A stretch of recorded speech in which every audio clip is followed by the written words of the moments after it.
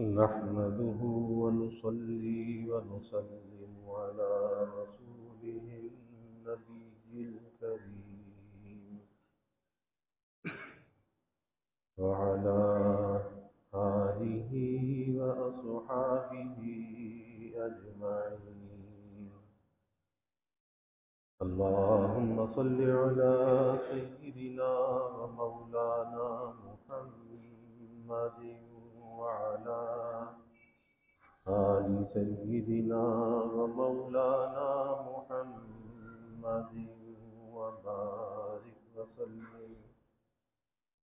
صلاة وسلاما كثيرا كثيرا. توفیق الہی اپنے مرشد پاک کی برکت سے عشاء کی اس نشست میں فضائل ایمان کا درس چل رہا ہے. اللہ تعالیٰ اس درس کی برکت سے ہمارے ایمان کی حفاظت فرمائے اور موت تک قبر تک اللہ ہمارے ایمان کو سلامت رکھے. بیمار دلوں کے لیے نسخہ شفا پر بات چل رہی ہے کہ بیمار دلوں کے لیے شفا کیا چیز ہے. حضرت عبداللہ انطاکی رحمۃ اللہ علیہ کا ارشاد ہے، فرماتے ہیں کہ 5 چیزیں دل کی بیماریوں کی دوا ہے. پہلے نمبر پر فرمایا کہ نیک لوگوں کی صحبت اور مجالست کو اختیار کرنا. دوسرے نمبر پر تلاوت قرآن مجید کا اہتمام کرنا. اور تیسرے نمبر پر فرمایا نماز تہجد کی پابندی.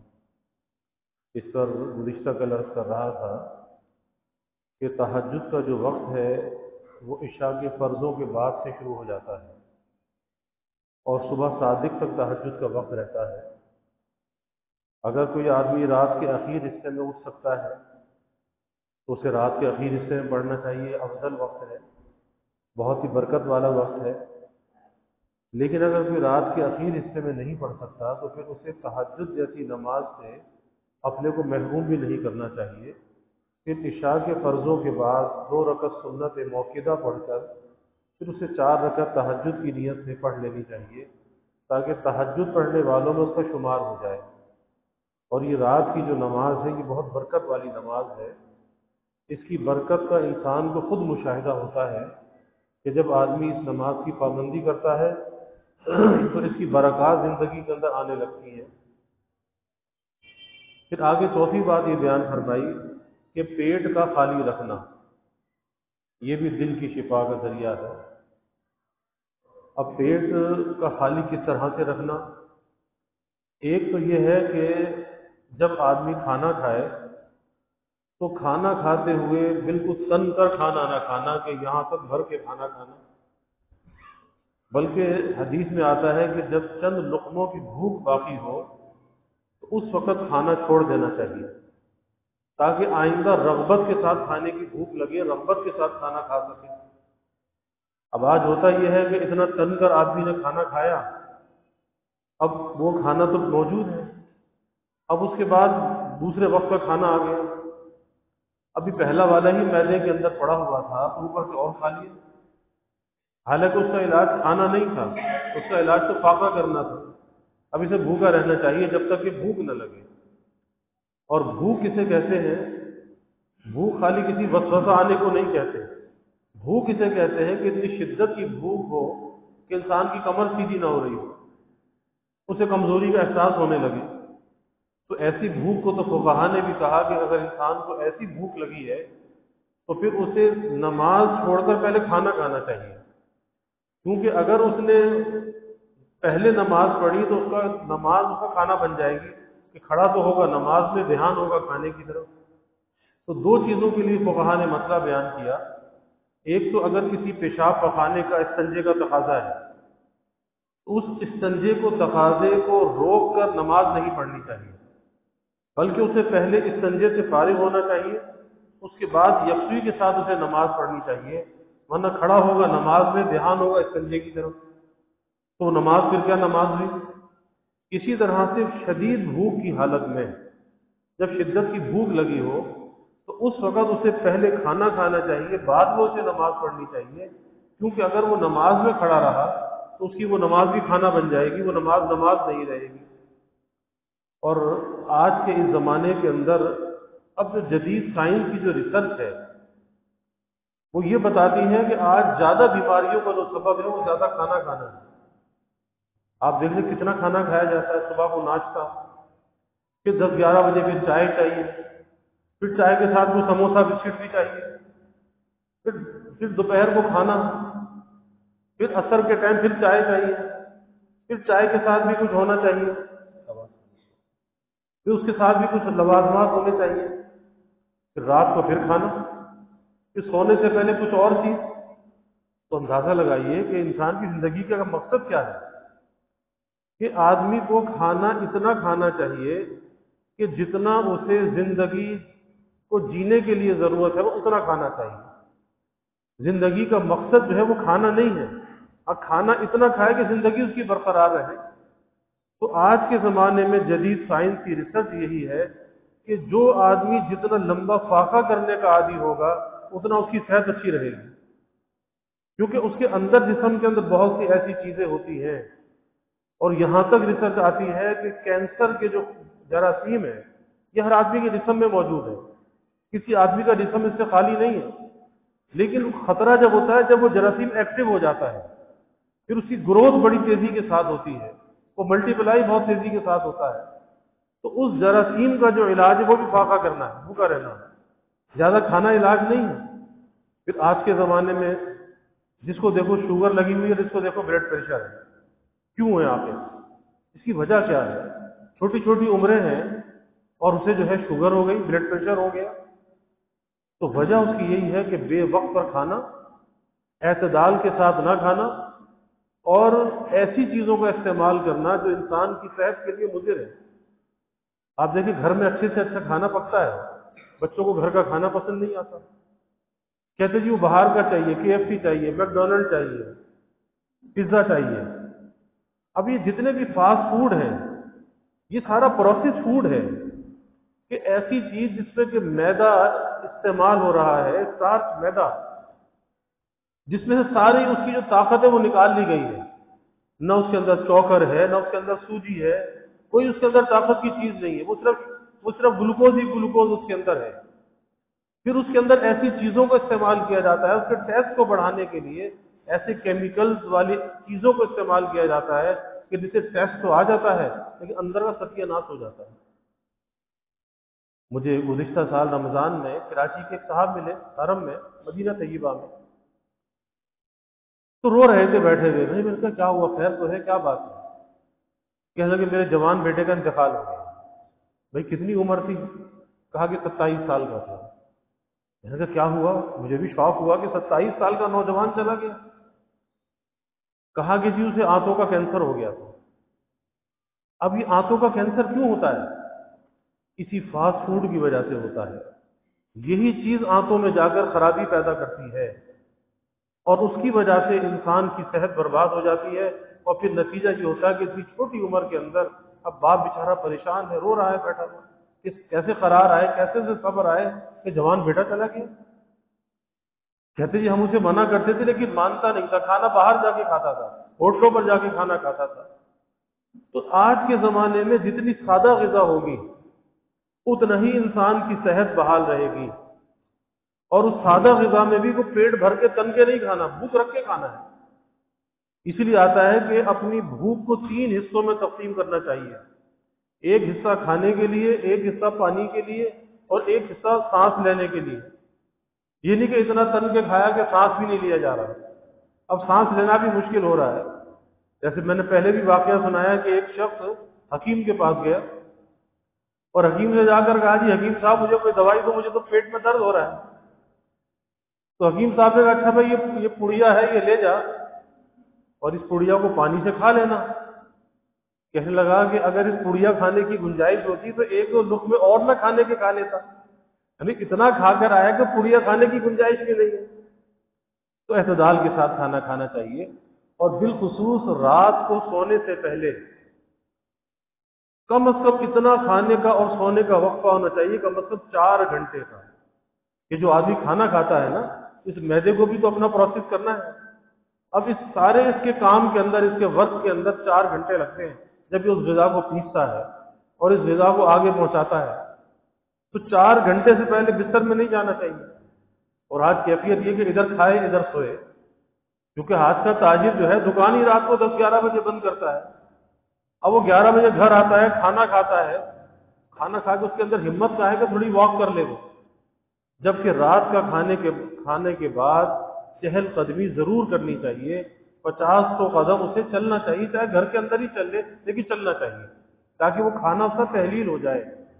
دوپہر کے کھانے کے بعد تو قیلولہ آتا ہے حدیث میں کہ دوپہر کے کھانے کے بعد جب آدمی قیلولہ کرتا ہے تو آج کی میڈیکل سائنس یہ کہتی ہے کہ اس سے جب آدمی کو قیلولہ کوئی 2-4 گھنٹے کا نہیں ہے، بس صرف 10-15 منٹ کے لیے آدمی اگر آنکھیں بند کر کے اور اپنے ہاتھ پیر ڈھیلے کر کے لیٹ جائے تنہائی کے اندر خلوت میں، بس 10-15 منٹ کے بعد جب وہ اٹھتا ہے اس کی انرجی بوسٹ کر جاتی ہے، اس کے اندر ایک نئی توانائی پیدا ہو جاتی ہے۔ اور جاپان کے اندر آتا ہے کہ انہوں نے یہ قانون بنا دیا ہے کہ ان کے دفاتر میں کام کرنے والے جب دوپہر کو لنچ کرتے ہیں تو لنچ کرنے کے بعد انہیں کہا جاتا ہے تھوڑی دیر لیٹ جاؤ۔ انہوں نے اس پہ ریسرچ کی ہے نا کہ بھئی ہمارے نبی صلی اللہ علیہ وسلم نے یہ کیوں کہا کہ دوپہر کو قیلولہ کرو، آخر اس کے اندر حکمت کیا ہے؟ تو کہا کہ جب ان کو آرام کرایا گیا اور آرام کر کر جب وہ بیدار ہوئے تو ان کی انرجی اتنا بوسٹ کی، ایسی توانائی ان کے اندر پیدا ہوئی کہ پہلے سے زیادہ انہوں نے کام کیا۔ تو دوپہر کو قیلولہ ہے، رات کے کھانے کے بعد چہل قدمی کرنا ہے، 100-200 قدم چلنا چاہیے تاکہ وہ کھانا جو ہے وہ تحلیل ہو جائے۔ تو کھانے کے اندر بڑا اعتدال آج کے زمانے میں چاہیے، کیونکہ آج بیماریوں کی بہت بہتات ہے، اتنی بیماریاں کہ آج سے پہلے کبھی نہیں تھی۔ اور حدیث میں بھی آتا ہے کہ ایک زمانہ ایسا آئے گا کہ لوگ ایسی ایسی بیماریوں کے اندر مبتلا ہوں گے کہ جو ان کے بڑوں کے زمانے میں وہ بیماریاں نہیں تھی، جن بیماریوں میں مبتلا ہوں گے، اور آج بھی وہی زمانہ ہے۔ لیکن سب سے زیادہ اس کا سبب جو ہے بیماریوں کا، آج وہ بیماریوں کا سبب فاقہ نہیں ہے، بیماریوں کا سبب بھوک نہیں ہے، بیماریوں کا سبب اوور ایٹنگ ہے، زیادہ کھانا ہے، بے وقت پر کھانا ہے، اور ایسی مضر صحت چیزوں کا کھانا ہے جس کے ذریعے سے انسان اپنی صحت کو خود برباد کر رہا ہے۔ تو یہ کم کھانا، آپ دیکھیں روزے کے اندر کیا ہے، روزے میں آدمی کا کھانا چھڑوایا جاتا ہے، پینا چھڑوایا جاتا ہے۔ تو روزے کی حالت میں جب آدمی کھانا اور پینا چھوڑ دیتا ہے، ازدواجی تعلق کو چھوڑ دیتا ہے، اس عمل سے جو اس کی روحانیت کے اندر ترقی ہوتی ہے، اور وہ رمضان کا 1 مہینہ 11 مہینوں کے مقابلے میں انسان کی روحانیت کو زیادہ بوسٹ کرتا ہے، زیادہ اسے انرجی دیتا ہے۔ اسی لیے حدیث میں آتا ہے کہ جس کا رمضان خیریت سے گزر گیا، یعنی نیکی کے ساتھ گزرا، گناہوں سے بچ کے گزرا، اس کے لیے سارا سال نیکی کا کرنا آسان اور سارا سال گناہ سے بچنا مشکل۔ اور یہ 1 مہینے کا جو روزہ ہے نا، 1 مہینے کی فاسٹنگ، یہ بڑی قیمتی چیز ہے کہ 1 مہینے کا روزہ رکھنا، یہ سارا سال کے لیے جسم کی اوور ہائلنگ ہو جاتی ہے۔ جیسے انجن خراب ہوتا ہے نا کسی گاڑی کا، اب دیکھتے جی انجن یہ کام نہیں کر رہا، اس کے رنگ پسٹن اس کے سب گھس گھسا گئے، تو پھر کہتے ہیں چلو اس کی اوور ہائلنگ کراؤ، تو انجن کو پورا اوور ہائلنگ کی جاتی ہے، اس کے رنگ پسٹن تبدیل کیے جاتے ہیں۔ تو 1 مہینے کا جو یہ انسان روزہ رکھتا ہے ماہ رمضان میں، اب یہی تو مجاہدہ ہے نا اس کے اندر، کہ کھانا چھوڑتا ہے، پینا چھوڑتا ہے، ازدواجی تعلق کو چھوڑتا ہے، تو یہ 1 مہینے کی جو مشقت ہے اس کی جسم کی ریپیئر کر دیتی ہے اور اس کے جسم کی اوور ہائلنگ کر دیتی ہے، یعنی پورے جسم کے اندر ایک نئی انرجی، نئی توانائی پیدا ہو جاتی ہے۔ کس وجہ سے؟ فاقے کی وجہ سے، کہ انسان 16 گھنٹے جو ہے بھوکا رہ رہا ہے۔ اب اندازہ لگائیے، یہ کوئی معمولی بات نہیں ہے۔ اور پھر جب آدمی بھوکا رہتا ہے، زیادہ اگر کھانا کھاتا ہے، زیادہ کھانے کی ہرس بڑھتی ہے، زیادہ کھانے سے ہرس بڑھتی ہے، اور ہرس ایک مذموم چیز ہے، اس ہرس کو قابو کرنا چاہیے، اپنے نفس کی خواہشات پر چوٹ مارنی چاہیے۔ یہ نہیں کہ جس چیز کا جی چاہا وہی چیز کھا لی، روز جو ہے وہ ہوٹل بازی ہو رہی ہے، ہوٹل پہ جا کے کھانا کھا رہے ہیں یا وہاں سے آرڈر کر کے گھر پہ منگوا رہے ہیں۔ ارے بھائی اپنے نفس کو تھوڑا پابند کرنا چاہیے، مقید کرنا چاہیے کہ گھر میں ایسی عادت اور ایسا مزاج ہونا چاہیے، اور گھر والوں کو اپنی اولاد کی ایسی تربیت کرنی چاہیے کہ جو گھر کے اندر پکے اسے کھا لیا جائے، جو گھر کے اندر پکے۔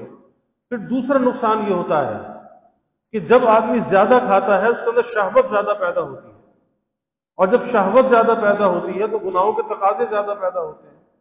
تو یہ زیادہ کھانا اس کے لیے گناہوں کا سبب اور ذریعہ بن جاتا ہے کہ اب وہ سوچتا ہے کہ کسی کو گھورنا ہے، کس کو تکنا ہے، کہاں پہ منہ مارنا ہے، کہاں سے اپنی شہوت کو پورا کرنا ہے۔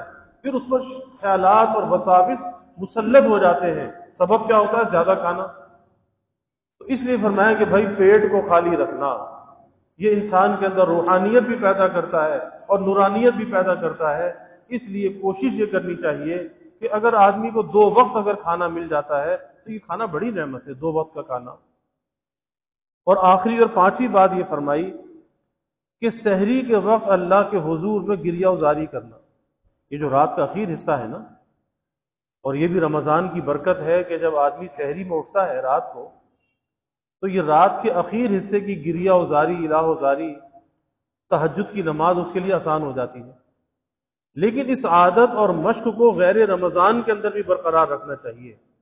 وہ رمضان میں اٹھنا تو ظاہر سحری کے لیے اٹھتا ہے، تو وہ اٹھنا کوئی کمال کی بات نہیں ہے، اور اس وقت اگر چند رکعت پڑھ لیتا ہے، اللہ سے مناجات کر لیتا ہے، تو اس عادت کو غیر رمضان کے اندر بھی قائم رکھنا چاہیے۔ اور آج بھی اگر ہم پریشانیوں کے اندر گھرے ہوئے ہیں، آج اگر ہم مشکلات کا شکار ہیں، اس کا حل کیا ہے؟ اس کا حل یہ نہیں کہ ہم لوگوں کے سامنے روتے پھریں۔ آج یہی ہو رہا ہے نا کہ آدمی لوگوں کے سامنے روتا پھرتا ہے کہ جی یہ مشکل ہے، یہ پریشانی ہے، یہ بے روزگاری ہے، یہ کاروبار نہیں چلتا، ملازمت نہیں ملتی، وغیرہ وغیرہ۔ تو پھر کیا ہوتا ہے؟ پریشانی دور ہو جاتی ہے؟ کیا مشکل حل ہو جاتی ہے؟ نہیں ہوتی، کیونکہ اس مشکل کا، اس پریشانی کا خاصہ یہ ہے، اس کا اثر یہ ہے کہ جتنا اس کا تذکرہ کیا جائے گا، لوگوں سے تذکرہ کیا جائے گا، اتنا پریشانی بڑھ جائے گی۔ اس پریشانی کا جتنا تذکرہ کیا جائے گا، پریشانی بڑھے گی۔ جتنا اللہ کی نعمت کا تذکرہ کیا جائے گا، اتنی خوشی بڑھے گی۔ اور اللہ کی نعمت پر جتنا شکر ادا کیا جائے گا، اتنی انسان کے اندر خوشی بڑھے گی، اللہ کے ساتھ تعلق بڑھے گا۔ اور جتنا اپنی پریشانی کا آدمی رونا روئے گا لوگوں کے سامنے، تو یاد رکھیے کہ پریشانی گھٹنے والی نہیں، پریشانی بڑھنے والی ہے۔ یہ تذکرہ اس کو بڑھا دیتا ہے۔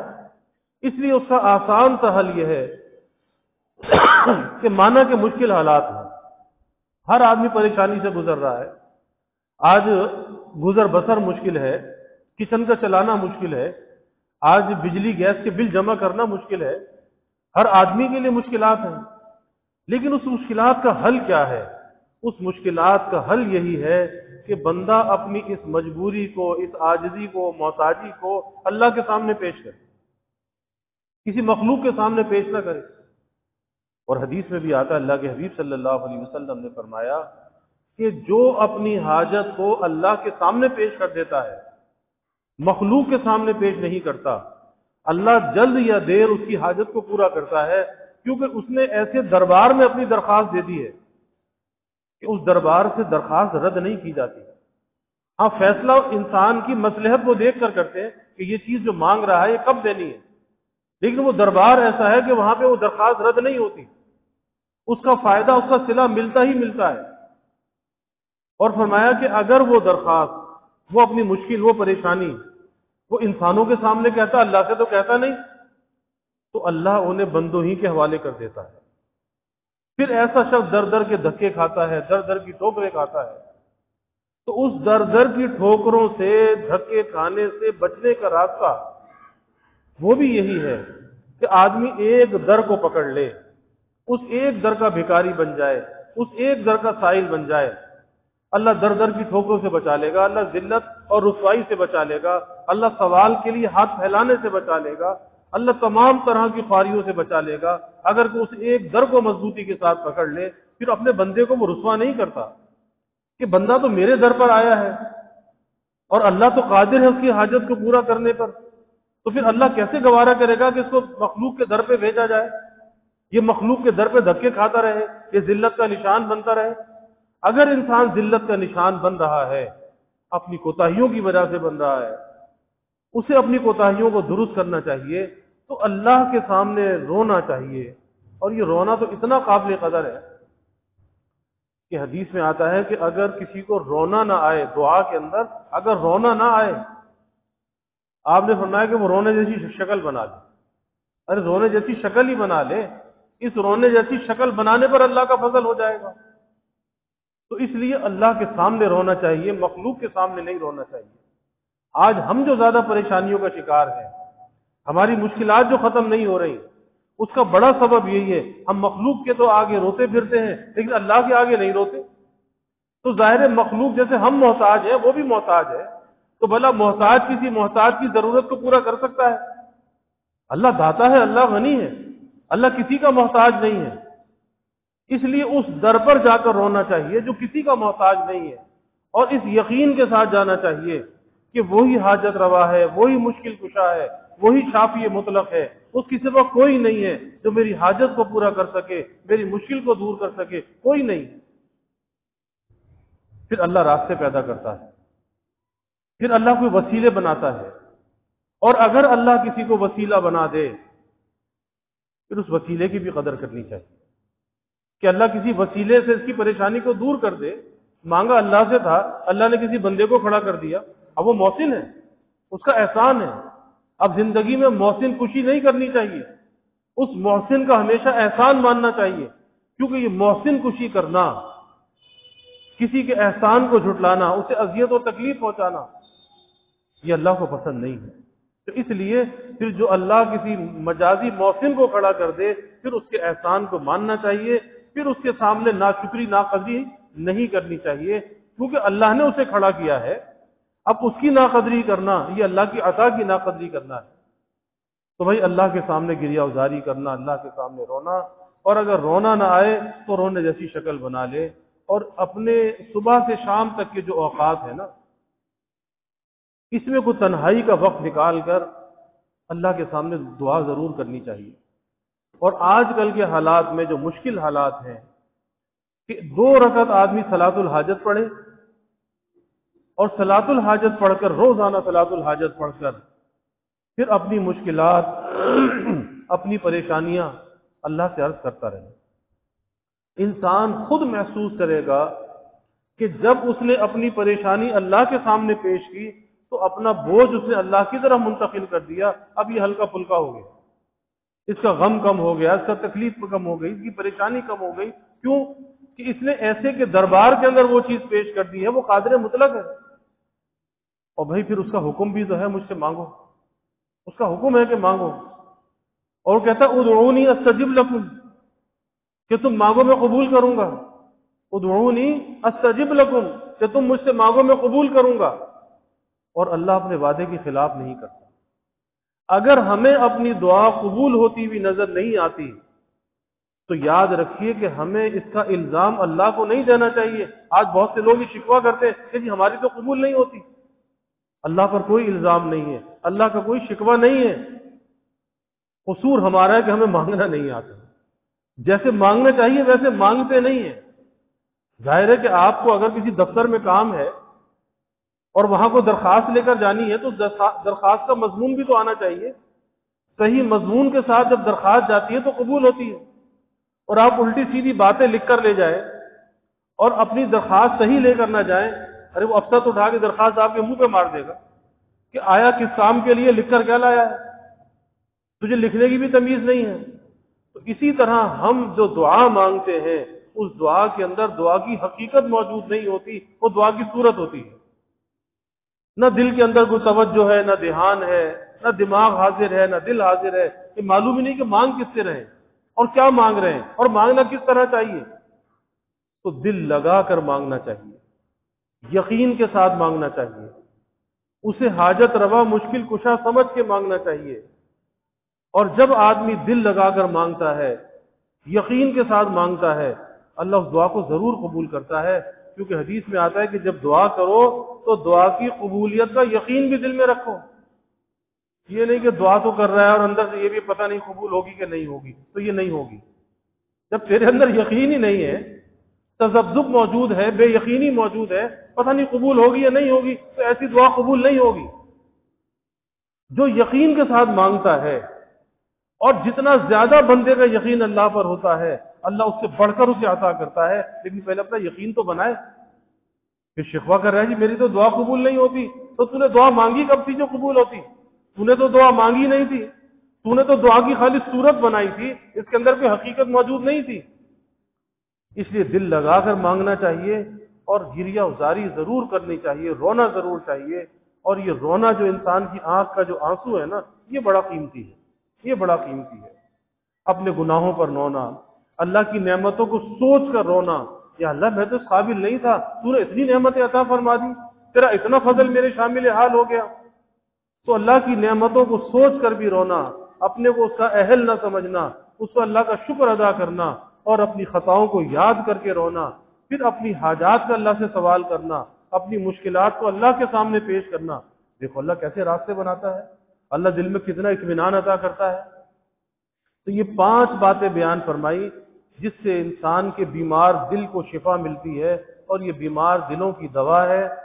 نیک لوگوں کی صحبت و مجالست کو اختیار کرنا، تلاوت قرآن مجید کا اہتمام کرنا، نماز تہجد کی پابندی کرنا، اور پیٹ کو خالی رکھنا، اور سحری کے وقت رات کے اخیر حصے میں یا جو وقت بھی انسان کو مل جائے اللہ تعالیٰ کے حضور میں گریہ ازاری کرنا، یعنی رونا دھونا صرف اللہ کے سامنے، مخلوق کے سامنے نہیں۔ پھر اللہ بیمار دلوں کو شفا بھی عطا کرتا ہے، اور اللہ کی نسبت اور معرفت میں ترقی بھی ہوتی ہے۔ اللہ ہمیں اس پر عمل کی توفیق عطا فرمائے۔ وآخر دعوانا الحمدللہ رب العالمین۔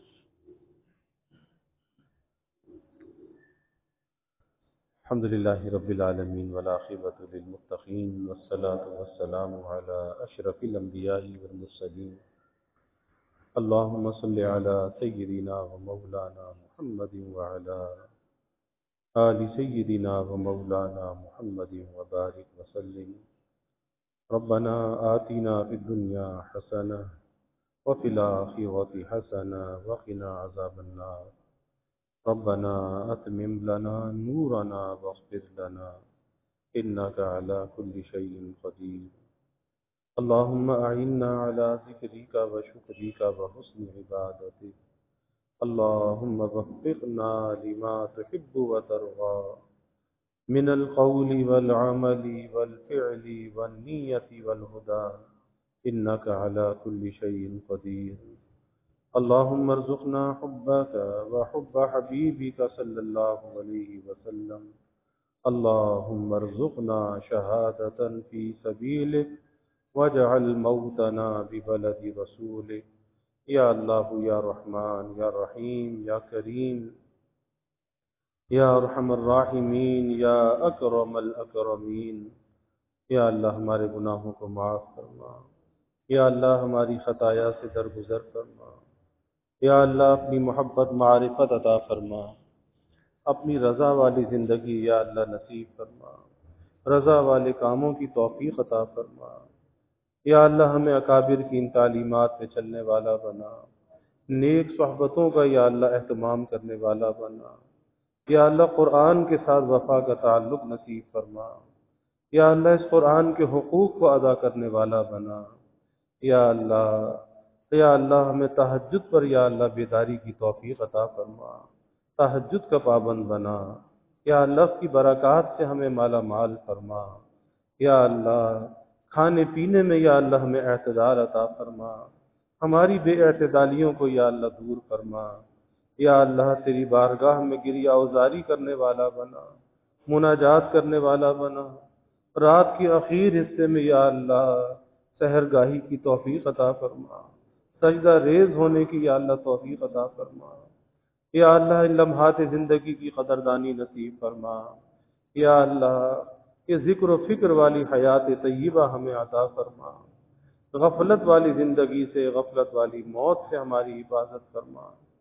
یا اللہ ظاہری باطنی ہر قسمی ترقیات عطا فرما، سب کے دلوں کے نیک ارادوں کو، تمناؤں کو از غیب پورا فرما، سب کی حاجات کو پورا فرما، پریشانیوں کو دور فرما، بیماریوں سے یا اللہ حفاظت فرما، ہر ناگہانی بلا اور مصیبت سے یا اللہ حفاظت فرما، زمینی آسمانی آفات سے یا اللہ حفاظت فرما، موذی امراض سے یا اللہ حفاظت فرما۔ یا اللہ سب کے علم میں، عمل میں، رزق میں خوب خیر و برکت فرما۔ ابواب رزق یا اللہ کشادہ فرما، رزق حلال عطا فرما، آسان عطا فرما، برکت والا عطا فرما۔ یا اللہ کبھی کسی کو مخلوق کا محتاج نہ بنا، ہمیشہ اپنے در کا سائل اور بھکاری بنا، اپنے در کا منگتا اور سوالی بنا۔ یا اللہ اپنے غیر سے ہماری امیدوں کو قطع فرما، اپنی ذات عالی کا یقین ہمارے دلوں میں پیدا فرما۔ یا اللہ ہر امید کو تیری ذات سے وابستہ کرنے والا بنا۔ یا اللہ ایمان کی ترقی، اعضا کی سلامتی عطا فرما، ہر محتاجی معذوری سے یا اللہ ہماری حفاظت فرما۔ یا اللہ ہمارے ملک پر اپنی رحمتوں کا نزول فرما۔ یا اللہ اس ملک کو امن کا، سلامتی کا گہوارہ بنا۔ یا اللہ ہر قسمی بد امنی، بے چینی، بے سکونی کو دور فرما۔ یا اللہ ہر قسمی دہشت گردیوں سے، فرقہ واریت سے، مذہبی منافرت سے اس ملک کی حفاظت فرما، اس ملک میں رہنے والوں کی حفاظت فرما۔ یا اللہ اس ملک میں معاشی، معاشرتی، اخلاقی اور سیاسی استحکام عطا فرما۔ یا اللہ مہنگائی کے، گرانی کے عذاب سے نجات عطا فرما، سب کے گزر بسر کو آسان فرما، سب کے سفید پوشی کے برم کو قائم فرما۔ یا اللہ کسی کو مخلوق کے آگے رسوا نہ فرما، مخلوق کے آگے سوال کی ذلت سے بچا، عزت آبرو والی زندگی عطا فرما، ستاری والی زندگی عطا فرما، اپنی تائید اور نصرت کو یا اللہ شامل حال فرما۔ یا اللہ بے یار و مددگار نہ فرما۔ یا اللہ سب کے گھروں میں خوشیاں، راحتیں، نعمتیں، برکتیں عطا فرما، نعمتوں کی فراوانی عطا فرما، ہر قلت سے، دقت سے، ابتلا سے، آزمائش سے یا اللہ حفاظت فرما۔ گھروں کے ماحول کو یا اللہ جنت کا نمونہ بنا، آپس میں محبت، الفت پیدا فرما، نفرت کو، عداوت کو دور فرما، بڑوں کا اکرام کرنے والا بنا، چھوٹوں پر شفقت کرنے والا بنا۔ یا اللہ خلق خدا سے درگزر کرنے والا بنا، اچھے اخلاق کا حامل بنا، اچھے کردار کا حامل بنا، اچھی گفتار کا یا اللہ ہمیں حامل بنا۔ سب کی اولادوں کو یا اللہ نیک صالح بنا، آنکھوں کی ٹھنڈک بنا، والدین کے لیے راحت کا ذریعہ بنا، اولاد کی تربیت کا یا اللہ غیب انتظام فرما، والدین کو اولاد کی خوشیاں دیکھنا نصیب فرما، جو بے اولاد ہیں نیک صالح اولاد عطا فرما، جو اولاد نرینہ چاہتے ہیں نیک صالح بیٹے عطا فرما۔ یا اللہ جو بچے بچیاں بے نکاح بیٹھے ہیں یا اللہ ان کے لیے نباہ والے جوڑ کے رشتے عطا فرما، تمام والدین کو اس فریضے سے سبکدوش فرما، والدین کی آنکھوں کو ٹھنڈک اور راحت عطا فرما۔ یا اللہ ہماری اس مسجد کی توسیع و تعمیر کے مرحلے کو آسان فرما، دار القرآن کا قیام یا اللہ آسان فرما۔ یا اللہ اسے مرکز ہدایت بنا، یہاں سے دین کے، قرآن کے فیضان کو سارے عالم میں جاری و ساری فرما۔ یا اللہ اس کی ہر ضرورت کو از غیب پورا فرما، اپنے مخلص بندوں کے قلوب کو یا اللہ متوجہ فرما، اس کی مغربی سمت کے مکانات کا حصول بھی آسان فرما، اس کی ادائیگی کا یا اللہ غیب سے انتظام فرما۔ یا اللہ جو بھی اس کے معاونین ہیں، خادمین ہیں، یا اللہ جس نوع سے بھی خدمت کرنے والے، تعاون کرنے والے، یا اللہ انہیں دنیا آخرت میں اس کی جزا عطا فرما، دارین کی نعمتیں، راحتیں، بھلائیاں عطا فرما، ہر شر سے، ہر فتنے سے حفاظت فرما۔ یا اللہ ہمیں عافیت دارین عطا فرما۔ ربنا تقبل منا انك انت السميع العليم وتب علينا انك انت التواب الرحيم وجزا الله عنا محمدا صلى الله عليه وسلم ما هو أهله وصلى الله تعالى وسلم على النبي الكريم آمين.